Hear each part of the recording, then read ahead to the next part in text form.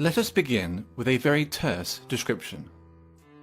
Cultural Marxism is a broad term which refers to the advocacy and application of critical theory, and more generally to the cultural, political, and academic influence of certain elements within the contemporary left.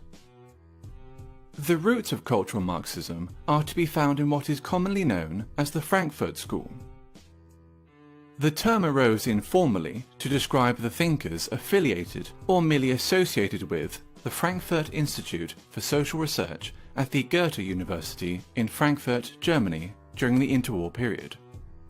Critical of both capitalism and Soviet socialism, they sought to address the perceived shortcomings of classical Marxism in the pursuit of societal change. Their work came to be referred to as critical theory. Defining or categorizing critical theory is exceptionally difficult, for it pertains to a broad, almost disparate set of ideas, individuals, and approaches. The underlying and enduring aspect of critical theory, common to all its offshoots, nonetheless, is the creation of interdisciplinary theories that might serve as instruments of social transformation. During the 1960s, the Frankfurt School critical theory gained traction with some segments of the left-wing and leftist thought in both Europe and North America. Today, its influence is felt throughout Western academia, dominating the social sciences and humanities. Gender studies and whiteness studies being two such examples. One of the most influential critical theorists and an original member of the Frankfurt School was Herbert Marcuse. A cursory glance at any paragraph written by Marcuse will set alarm bells ringing for anyone even remotely familiar with the current culture of intolerance on college and university campuses. Consider the following passage from his 1965 essay, Repressive Tolerance. The small and powerless minorities which struggle against the false consciousness and its beneficiaries must be helped. Their continued existence is more important than the preservation of abused rights and liberties, which grant constitutional powers to those who oppress these minorities.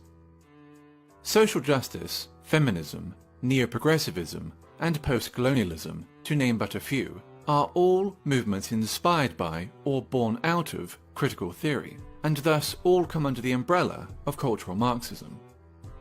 Be it gender, sexual orientation, family, race, culture, or religion, every aspect of a person's identity is to be questioned, every norm or standard in society challenged, and ideally altered in order to benefit supposedly oppressed groups. Classical Marxism saw class conflict as occurring between the bourgeoisie and the proletariat, between the haves and the have-nots. Cultural Marxism views such a conflict as existing between the oppressed and the oppressors, between those with privilege and those without it. The working class has been replaced by minorities. Majority groups are typically defined as privileged and oppressive, with minority groups accordingly labelled underprivileged and oppressed. Heterosexuals are oppressive. Cisgender people are oppressive. Whites are oppressive, especially white men. Christians are oppressive. Those that do not fit into these groups are thus considered oppressed.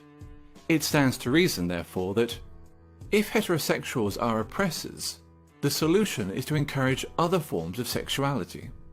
If whites are oppressors, the solution is racial diversity. If cisgender people are oppressors, the solution is to encourage transgenderism. If Christians are oppressors, the solution is to propagate Islam. Theodor Adorno, another original member of the Frankfurt School, wrote a book entitled The Authoritarian Personality, in which he defines parenthood, pride in one's family, Christianity, adherence to traditional gender roles and attitudes towards sex, and the love of one's own country as pathological phenomena.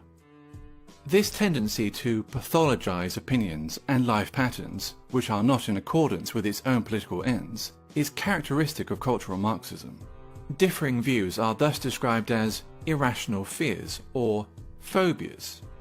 For example, a person who feels uncomfortable living as a minority in an area dominated by Muslim migrants may be decried as an Islamophobe, since wishing to live amongst those culturally and ethnically similar to oneself is considered sick and phobic.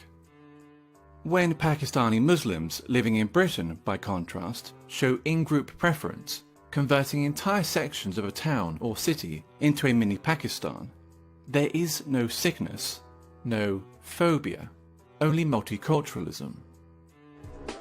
20 years ago, there were no Pakis here, no one was doing nothing. But now, the Pakis have made a stamp, man, trust, you know what I mean? Now, think 20 years ahead, boy, fuck knows, man, this is going to be Pakistan or England. A popular and propagandist manifestation of cultural Marxism is political correctness, in which media channels and social scientists make it a mandatory exercise to do the following. Question common language. Illegal immigrants, for example, are to be referred to as undocumented migrants, while ethnic discrimination is referred to as affirmative action. Their ambition to define and redefine words can be seen as a means of controlling the discourse and altering cultural norms. Racism and sexism have been redefined as a product of prejudice plus power, which leads to such ridiculous statements as, "There's no such thing as sexism against men," and I, an ethnic minority woman, cannot be racist or sexist towards white men. Maintain an unwaveringly favourable view of groups which are marked as being oppressed.